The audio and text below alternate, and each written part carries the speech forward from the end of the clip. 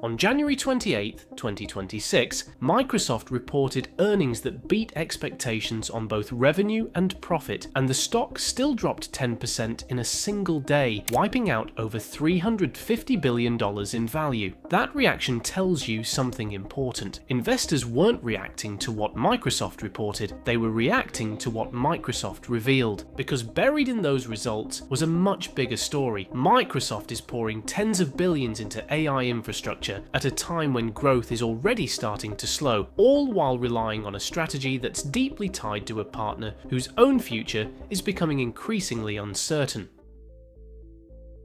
Let's go back to January 2023, when Microsoft announced a massive new investment in OpenAI worth $13 billion.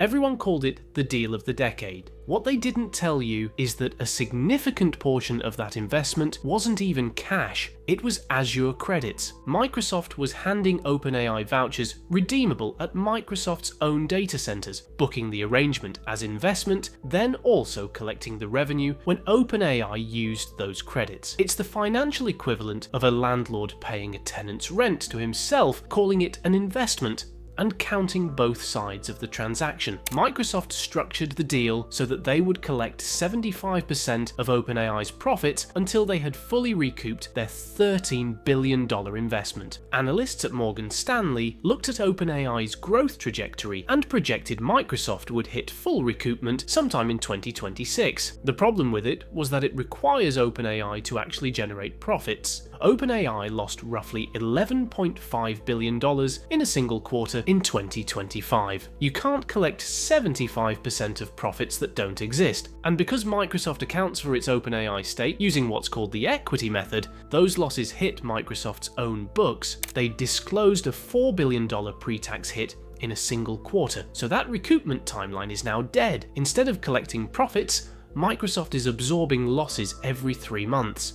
Then, on January 21st, 2025, Altman stands at the White House with Oracle's Larry Ellison and SoftBank's Masayoshi Son to announce the Stargate project. That same day, Microsoft disclosed it had lost its status as OpenAI's exclusive cloud provider. Then the deals started stacking up. OpenAI signed a $300 billion deal with Oracle, a $22 billion deal with CoreWeave, and then the kill shot, a $38 billion 7-year deal with Amazon Web Services. By the time the dust settled, Microsoft still held about 27% equity in OpenAI, which sounds significant until you realize OpenAI had signed infrastructure deals across 7 different vendors, and Microsoft was just one of them, capturing roughly 22% of where OpenAI's money was actually going. They went from being the exclusive partner to being one option on a list. The relationship that was supposed to define the AI era had been quietly shopped around to everyone, including Microsoft's biggest competitor. Microsoft has 440 million commercial 365 subscribers. These are people who already live inside Word, Excel, Teams, and Outlook every single day. They built an AI assistant directly into all of those products and charged $30 per user per month. On top of existing subscriptions to unlock it, only 2% of their entire subscriber base paid for it. A Gartner survey found that of organizations that had finished Copilot trials, only 5% were moving to larger deployment. But the adoption numbers are almost a secondary problem, because the product itself has been generating headlines for all the wrong reasons. Let's talk about Recall. Microsoft announced it at their developer conference in 2024 as the flagship feature of a brand new PC category. Recall would take a screenshot of your screen every few seconds, run it through AI, and let you search everything you'd ever seen or done on your computer. They called it a perfect memory. Security researchers called it a keylogger built into the operating system. And because Recall stored all of those screenshots in a local database that was unencrypted by default, a developer built a tool that could extract every single screenshot from that database within days of the announcement. Microsoft pulled the feature before it shipped, delayed it an entire year, added encryption, and still had to address security vulnerabilities after it finally launched in April 2025. By early 2026, fewer than 10% of Windows 11 PCs could even run it. Then there was Echo Leak, A zero-click prompt injection exploit in Copilot discovered in June 2025. A single email could silently pull data from your SharePoint, OneDrive, and Teams through Copilot's AI context with zero interaction from the user. Microsoft patched it, but security researchers noted the underlying attack technique had been publicly documented for over a year before the exploit was discovered in production.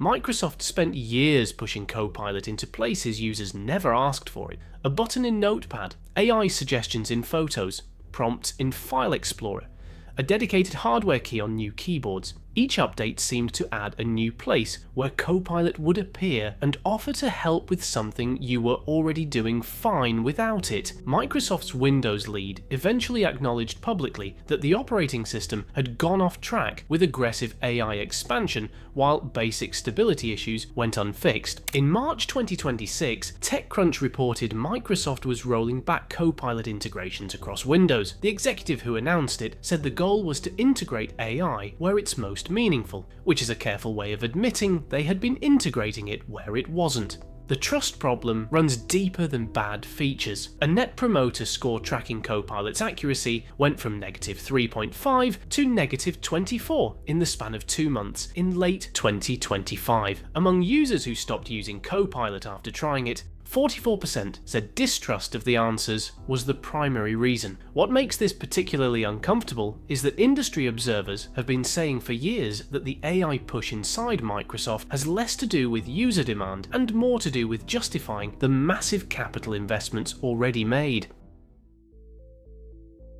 Let's take a step back and look at where Microsoft actually stands in the AI landscape. Search was supposed to be the first big win. Bing Chat launched in February 2023, and Nadella told The Verge he wanted to make Google dance. 3 years later, Google has 90% of global search share. Bing has 4.3%. Microsoft spent a decade of investment and $13 billion to move that number by about 1 percentage point. In mobile AI, Google's Gemini crossed 750 million monthly active users. Apple chose Gemini as the foundation for a rebuilt Siri across 2 billion devices in a deal worth about $1 billion a year. Microsoft is not in this picture at all. They have no mobile operating system, no consumer social network, no significant browser share. Their only consumer service is Windows, and we just covered how that's going. In developer tools, GitHub Copilot was supposed to be the one clear win, but a competitor called Cursor hit $2 billion in annual revenue by early 2026. And according to one industry analysis, Anthropic captures 54% of the coding AI market, and OpenAI about 21%. GitHub Copilot is somewhere in the remainder. Microsoft paid $650 million in 2024 to bring in Mustafa Suleyman, who co-founded DeepMind and previously served as CEO of Inflection AI, to lead their in-house AI efforts. 2 years later, his team has produced models that, by his own admission, will need another year or two to reach frontier capability. And while all of this was happening, 3 of the key people who built Microsoft's AI ambitions quietly walked out the door. The architect of Bing Chat, who went to Shopify, the president of Azure AI, who went to Anthropic, and the lead researcher behind the Phi models, who went to OpenAI.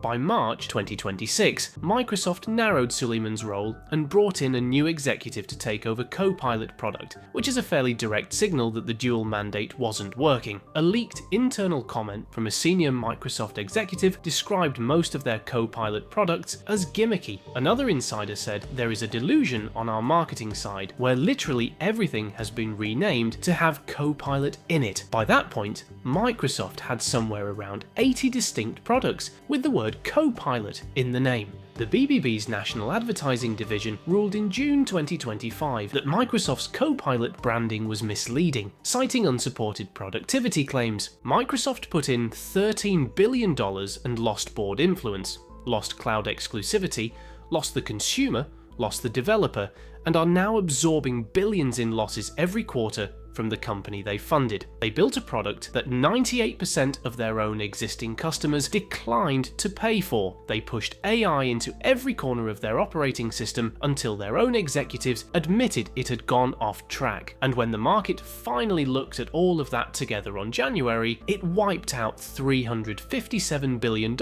in a single session. Microsoft spent more than almost anyone, moved faster than most, had advantages nobody else had, and they are still watching from the outside as the platforms that will define this decade take shape without them at the center. The question was never whether Microsoft could spend on AI, it was whether spending would be enough. And right now, the answer looks like no.